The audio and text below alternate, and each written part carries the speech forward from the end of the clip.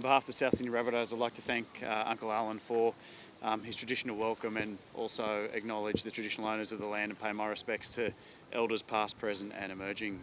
Before I get to the statement that the club would like to make today, I'd just like to make 2 points about the club's position. Firstly, as a club, we are extremely proud of what we believe to be a unique connection with the Indigenous community. 15% of our full-time staff are Indigenous. South Cares runs transformational programs on a daily basis across education, employment, training and health for the Indigenous community. And we've created an environment where we believe Indigenous players and staff can not only belong but thrive and make a massive contribution to the success of our club on and off the field.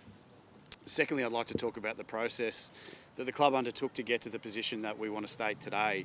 30 of our staff, Indigenous and non-Indigenous, players, non-players, coaches, emerging leaders and the senior management team met some weeks ago to undertake an education process to understand that the issues that we all will vote upon over the coming weeks in this referendum. After that education session, we were then able to undertake a debate and a discussion about the club's position on this referendum. It was an emotional discussion, it was very moving and it was very considered. And that was how we got to the position that I'm going to read today. But there were two very important things that we wanted to say. One was that we respect every Australian's right to make their decision in this referendum. But secondly, it was a plea from all the staff involved in that process that every Australian educates and informs themselves about how important this issue is and the issues at play in the referendum. This was a bottom-up position from the club, by the staff, for the staff, and then ratified by the board. So it gives me, in many ways, great honour to read our position today. After consultation with our players and staff, the board and management of both the South Sydney Rabbitohs and South Cares support the recognition of First Nations people in the Constitution and a voice to Parliament. We're extremely proud of the inspirational programs and initiatives South Cares undertakes to contribute to improved outcomes for First Nations people and communities every day. We hope that this change to the Constitution will ensure that progress is achieved where it is most needed. This is an important moment in the history of our nation, and we strongly encourage our members and supporters to gather more information to form their own position on this referendum. We recognise and respect that every individual Australian has the right to make their own decision. Equally, we recognise and respect the oldest living culture on the planet and believe First Nations people should be recognised in Australia's Constitution with a voice to Parliament on issues that directly affect our first Australians. Thank you. I'd like to call on Anthony Albanese, Prime Minister of Australia. Well, thanks very much, Blake, and I want to thank Uncle Alan for the welcome to country and also acknowledge the traditional owners of the land on which we're meeting today. I want to acknowledge JD and the coaching staff, Blake and Nick, head of the management of South Sydney, and also AJ, Alex Johnson representing the players here today, and other people as part of this wonderful South Sydney community. It is wonderful to be here at the spiritual home of South Sydney. More than 50 years ago, I used to sit with my mum up in that far corner and watch my heroes run around. My heroes in those days were people like Eric Sims, now one of my constituents in the electorate of Grainler. My mum sewed on to the back of my South Sydney football jumper the number 1 to represent one of certainly the best goal kicker I've ever seen and one of the greatest players I've ever seen. It was a great South Sydney team in those days. But when you sat on the hill here at Redfern Oval in about 1970 and around that time, the recognition of Indigenous Australians and their role as the oldest continuous culture on earth was not always given the respect that it deserved.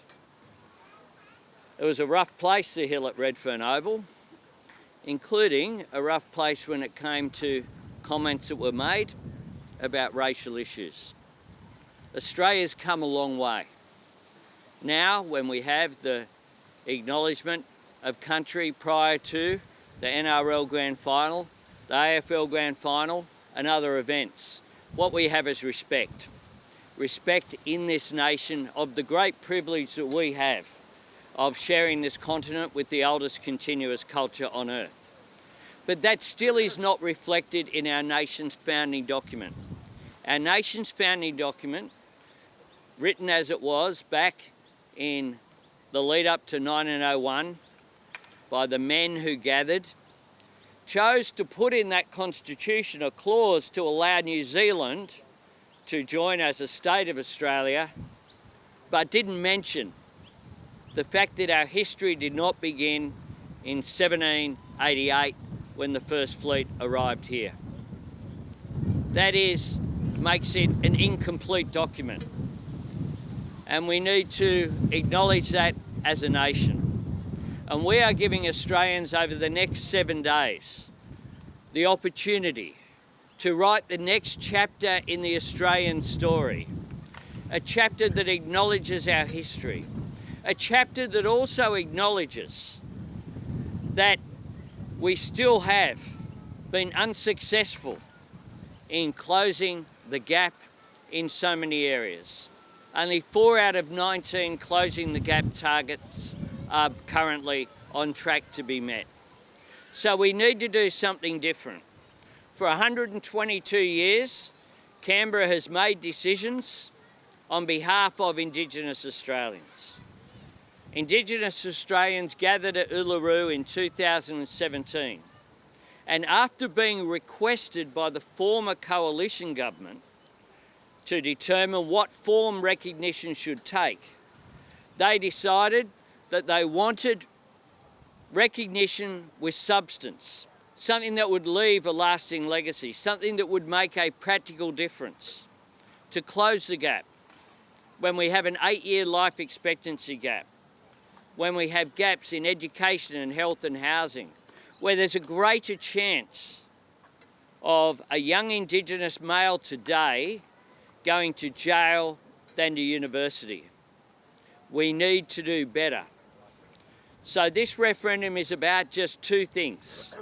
One, recognising the fact of our history, the fact that our history goes back some 65,000 years, and acknowledging that, acknowledging the first peoples of this land. And the second is the form of that should be simply a non-binding advisory committee. Nothing to fear here, just a committee able to make representations to government, and then Parliament and government still being the decision maker. But Indigenous Australians being able to be listened to for their views. And I want to congratulate South Sydney, consistent with their fine history that they have, particularly in recent years, with their engagement with South Cares, for the process they've entered into here of listening to Indigenous players, community members and supporters before arriving at this decision that they're declaring today. Because when we listen to people, we get better outcomes, because you get buy-in and you also get engagement and greater efficiency. There'll be less waste if decisions are made with input from Indigenous Australians. We want to do things with Indigenous Australians rather than for them or to them. It's an important distinction. And that's what this referendum is about. The opportunity that we are giving every Australian with one vote, one value, to write yes. Everything to gain and nothing to lose. So after this today, I'll be heading to Marrickville Town Hall to cast my vote today for yes. Because I know that we need to do better. And that's why people who've examined this proposal, whether they be the faith groups that myself and Rachel Perkins met with on Thursday, the faith leaders of the Catholic, Anglican, Baptist, Uniting Church, Greek Orthodox Church, Islamic community, Hindus, Buddhists, Sikhs, all of the faith groups, major faith groups in Australia, all advocating a yes vote. The sporting codes, National Rugby League, AFL, Tennis Australia, Cricket Australia, Rugby, all advocating a yes vote. Community-based organisations, ACOS, the Salvation Army, other groups, all advocating a yes vote. The people I've been with, yesterday I was in 3 states, people in Brisbane, people in Lakemba, people in Shepparton, people in Wangaratta, all coming together to take up this opportunity. And the alternative is not one. The alternative is just more of the same. The alternative is keeping things the same, which leads us nowhere. We need to do better. I thank South Sydney for their advocacy. I thank South Sydney for the ongoing work they're doing practically on the ground with South Cares and their engagement particularly with Indigenous young people to provide them with pathways and with opportunity.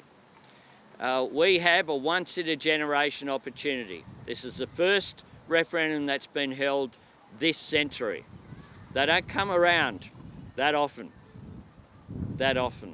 So I do urge people to vote yes in the coming 7 days, and I'd ask Rachel Perkins to now follow me. Thank you, Prime Minister. Well, this is another great milestone on the journey to unity. We are so proud to stand alongside the Rabbitohs. Thank you so much for your support. It's a grassroots club. They are heroes to our community, and this is a moment of unity. We're seeing it right here, demonstrated here in the heart of Sydney. They are just another organisation that has joined the campaign for Yes. We have 1,500 organisations around the country who are walking together on this journey. With only a few days to go, we're asking Australians to join with us, because this is what unity looks like. This is how we can bring our country together. And we are on the threshold about to do that. It's a momentous occasion, and I'm just so pleased to be here. And thank you again to all the club players, all the old players who are here today in the community. So thankful. Thank you very much.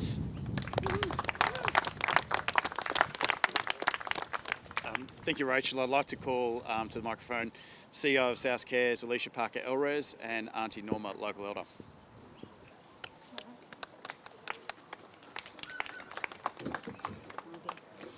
You won't hear much from me. At the end of the day, our protocol is we follow our elders, and it's the voice of our elders and the direction that they lead that we do follow at the end of the day. Look, I have to be honest, I'm quite straight up. You know, I was a bit on the fence about it just because of government policies that have been put into place in the past that probably haven't, you know, I hate the term close the gap, but haven't helped in that. You know, we've still got a huge representation in incarceration. We've still got our kids being removed. We have a whole wide range of issues, but for me, I had to make the best decision for me and my family. I speak on behalf of myself. I don't have the right to speak on behalf of everybody.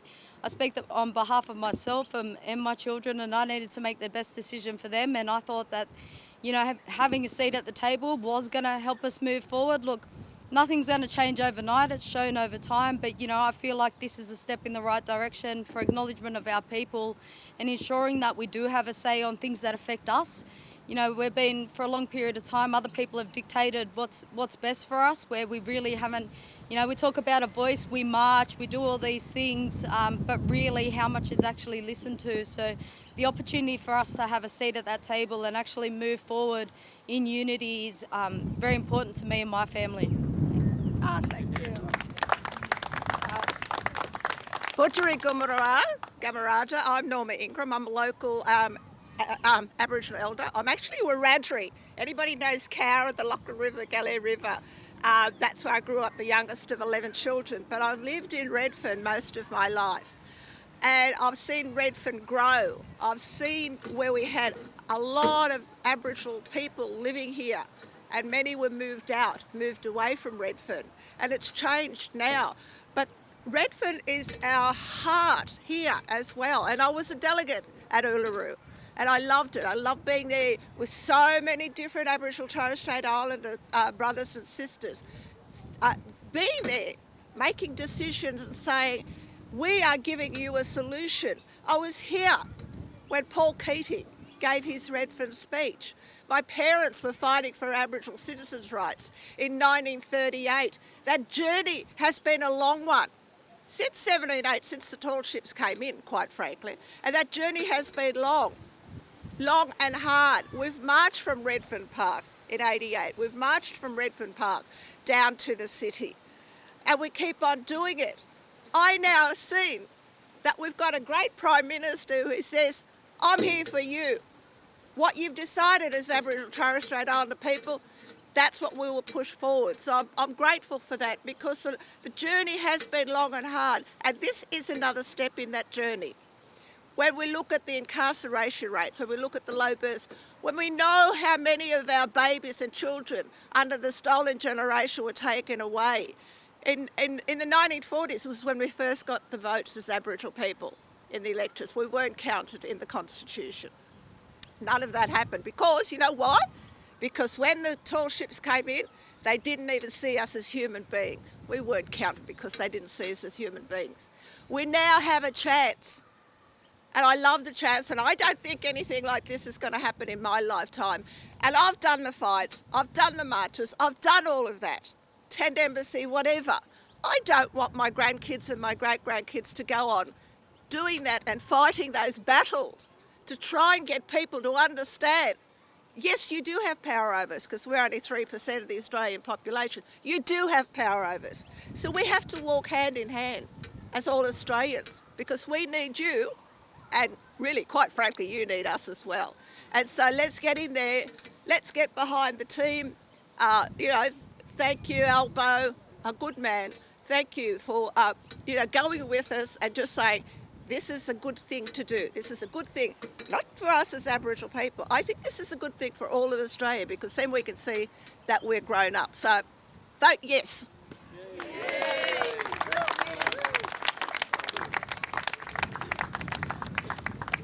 On that note, I'd like to thank everyone for attending today. Appreciate it. It's a very important moment for our club. Very humbling to be able to give that position statement today. And as I said, encourage everyone to educate themselves over this last 7 days before the referendum, and we'll be supporting the recognition and the voice to Parliament next week. Thank you.